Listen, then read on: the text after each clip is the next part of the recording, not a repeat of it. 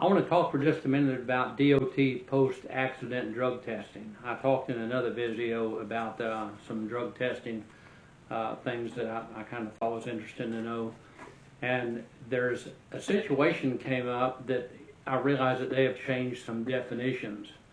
So there are some things that before I would not have given a drug test for, but now I see that it is necessary. So make sure and watch this video, especially whether you're a driver or you're a safety professional. Make sure you watch this because there's some interesting stuff here, the laws that have changed, and I think it's stuff you should know. For one thing, we all know that an accident, or a DOT recordable accident, to make it simple, anything that involves a fatality, and I say transported or towed, it makes it easier. So basically, if somebody is taken away by ambulance, or it doesn't have to be an ambulance even, if it's taken away for emergency treatment away from the scene, or if somebody, either vehicle in the accident is towed away due to disabling damage.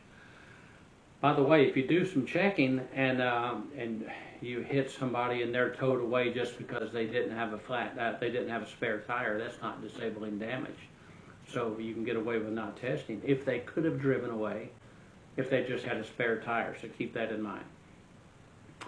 But it's funny, if you read 382-303, and it says, as soon as practicable, following an occurrence involving a commercial motor vehicle operating on a public road in commerce. And there is another place where it talked about being on a highway, and I can't remember. That's what I used to it all said on a highway. And now they've changed it. It doesn't say highway anymore. It says public road. But now you ask yourself, what is a public road? And they changed that because, and listen to some of the definitions here. This 390.5 and the interpretations, question 26. What is considered a public road?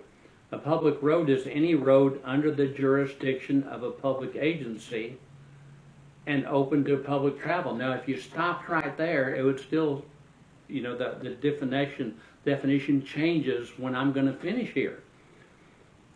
A public road is any road under the jurisdiction of a public agency and open to the public travel, or any road on private property that is open to public travel.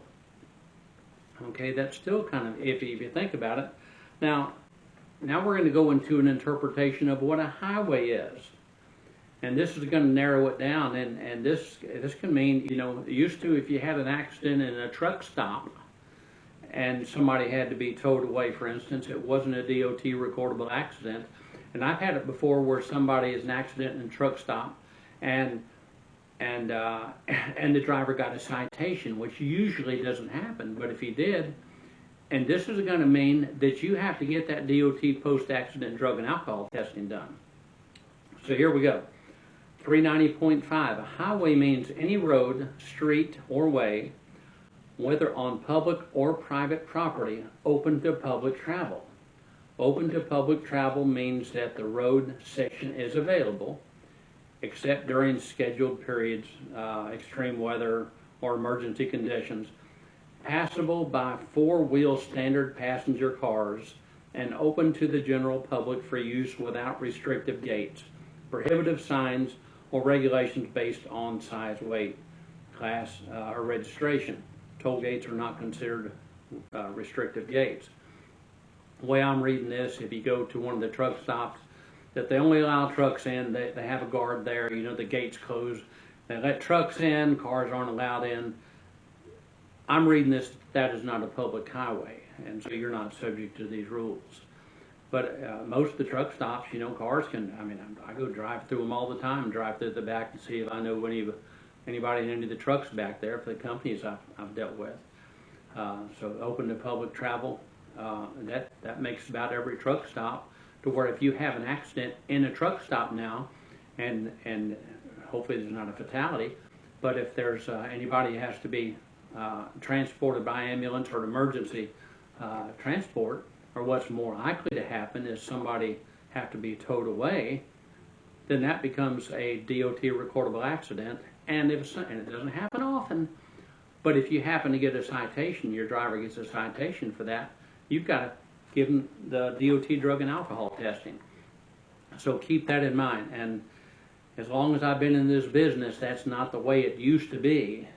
Well, I certainly didn't do it that way, and nobody ever said anything, but these interpretations have come out different as far as what is considered a highway. When that changed, it changed everything.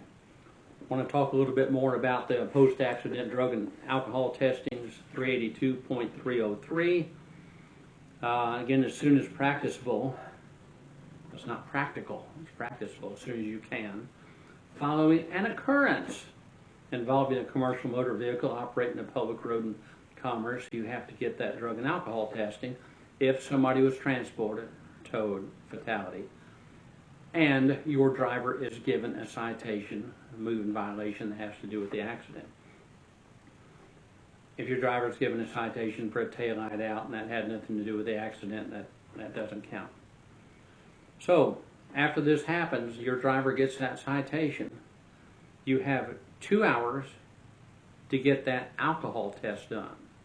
If you cannot get it done in 2 hours, you have to write out a statement, have it prepared, a statement of why you couldn't get it done in 2 hours. If you can't get it done within 8 hours from the time of the accident, you have to cease trying and have a written statement, and you better have a pretty good excuse too. With the drug testing, give you a little more lenience there. It's within 32 hours of the accident, and after 32 hours, if you can't get it done, you have to stop trying and have an excuse. 32 hours is a whole lot bigger window than that. That 8-hour alcohol test is the one that usually gets you in trouble. Now, an accident does not include in getting in and out of the vehicle or if you're injured while loading. Let me tell you something else I thought was very interesting. And keep this in mind. I read this. This is in the definitions. This is so. By the way, I'm reading this. A fire or explosion in a commercial motor vehicle. You know, you're out there driving down the road and your truck catches on fire. A fire or explosion in a CMV operating on a highway in interstate commerce. By the way, interstate or interstate commerce. By the way, you can be empty. I know it's you know, you're trying to ask yourself, well, what if I'm empty and I'm going to the home? If you have a D.O.T. number, you're operating in interstate commerce. This still counts. A fire or explosion of CMV operating on a highway in interstate or interstate commerce would be considered an accident if fatal. If there's injury, same thing, somebody's transported to the scene, or a tow.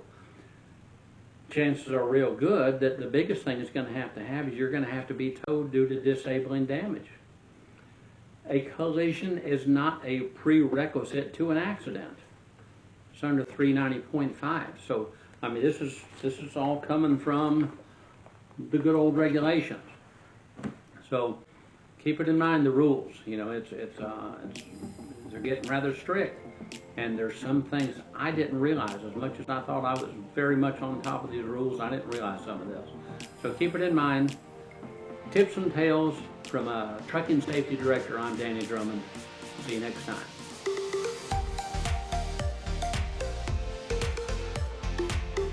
If you have any questions, subscribe to the channel. If you like it, thumbs up. If you don't like it, thumbs down. If you have any questions or comments, put it in the comments. For all I know, you're a D.O.T. officer who's going to argue with what I said. Especially this thing about the truck catching on fire. I mean, it's on the side of the highway, but that's coming right out of the regulations. So, if you will, subscribe to the channel.